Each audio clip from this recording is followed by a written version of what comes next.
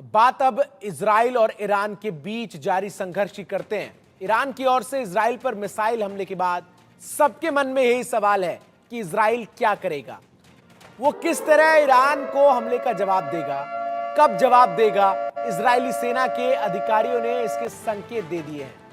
साफ है कि इजराइल अब ईरान को छोड़ने वाला नहीं है। आपको बता दूं कि हसन जाफर अल कादिर की मौत का दावा जो है वो किया गया है। हिजबुल्लाह चीफ नसरल्लाह के दामाद के मौत का दावा भी अब आईडीएफ कर रही है। ईरान की रीढ़ पर लगातार इजराइल वार कर रहा है और आगे भी वार करने की तैयारी है। कहा जा रहा है कि ईरान के सामरिक स्थलों को निशाना बनाया जा सकता है, जैसे कि तेल के गोदाम जिस पर ईरान की पूरी इकोनॉमी निर्भर है, उसे तबाह करने का प्लान है। इससे ईरान दाने दाने को मोहताज हो जाएगा। इजरायली अधिकारियों का कहना है कि वो पूरी तरह से तैयार हैं और जैसे ही सरकार की ओर से उन्हें आदेश मिलेगा वो तुरंत अटैक करेंगे।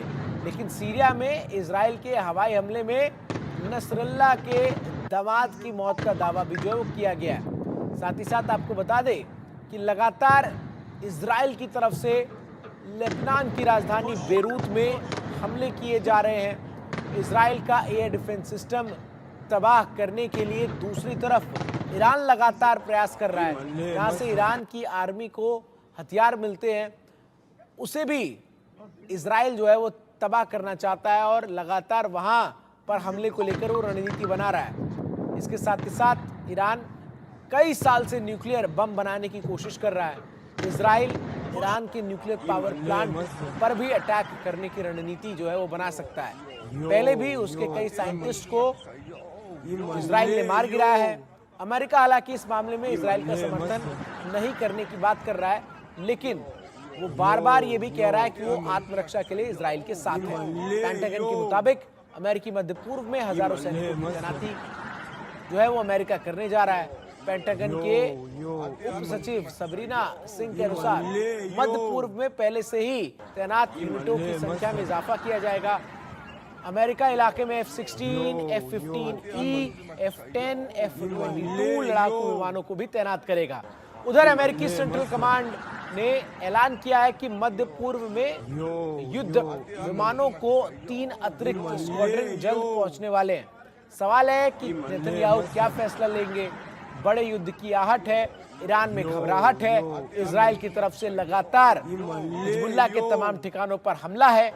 बीती रात भी एक के बाद एक करके ताबड़तोड़ हमले जो है वो इजरायली डिफेंस फोर्स ने लेबनान में हिजबुल्लाह के तमाम ठिकानों पर किए हैं।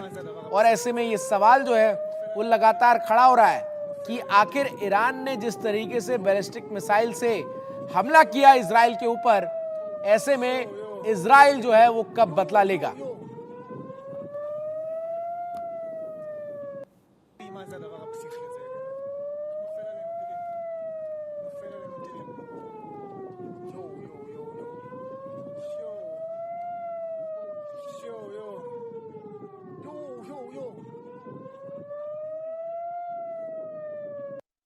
זה הדבר הפסיכי הזה, נופל עלינו טילים, נופל עלינו טילים, יו יו יו יו יו יו चीफ नसरल्लाह के दामाद का मौत का दावा जो है वो इजरायली डिफेंस फोर्स की तरफ से किया गया है। हसन जाफर के मौत का दावा इजरायली डिफेंस फोर्स ने किया है। आपको बता दें हसन जाफर अल कासिर हिजबुल्लाह चीफ नसरल्लाह का दामाद है और इजरायल डिफेंस फोर्स की तरफ से यह दावा किया गया है कि सीरिया में उसके हमले में उसने नसरल्लाह के दामाद को भी मौत के घाट उतार दिया है। तो पिन पॉइंटेड अटैक लगातार इजरायली डिफेंस फोर्स की तरफ से उन तमाम ठिकानों पर किए जा रहे हैं जहां से हिजबुल्लाह के जो तमाम लड़ाके हैं वो ऑपरेट करते हैं।